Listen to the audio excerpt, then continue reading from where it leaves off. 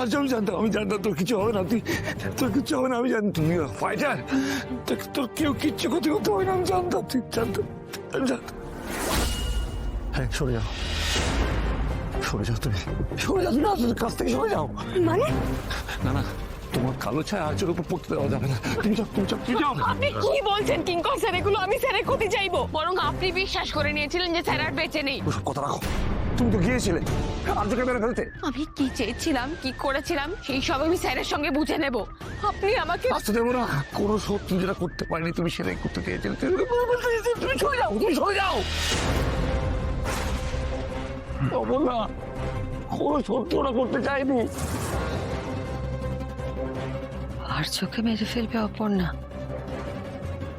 না না, এ অসম্ভব। এমন করে কেন তাকিয়েছো? হবো না, কেন তাকিয়েছো? হ্যাঁ, তুমি যে মেয়েটাকে মারতে চেয়েছিলে সেই লোকটা মৃত্যুর মুখ থেকে ফিরে এসেছে শুধুমাত্র তোমাকে বাঁচাবার জন্য। আমি ভুল কিছু বললাম? কিঙ্কর, কি বলছো কি তুমি? আর চোখে অপর্ণা? আমার সব যেন কেমন, আমার সব গোলমাল লাগছে। আপনি যা শুনেছেন কে তো হলেও এটাই সত্যি। ভগবান, আমার সব কিছু কেমন গুলিয়ে যাচ্ছে, আমি আর কিছু নিতে পারছি না। ও বাবা,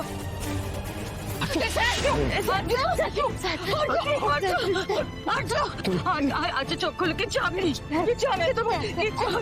কেউ আছে আপনারা ডক্টর?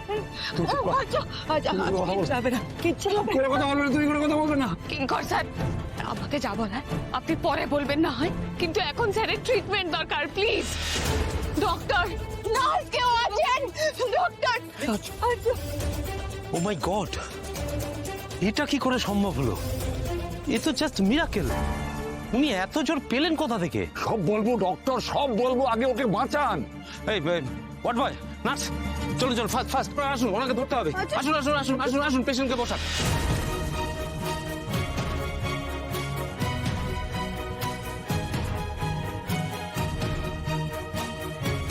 তুই কোনো কথা বলিস না আর্য, কেউ জানুক বা না জানুক আমি জানি তুই নির্দোষ।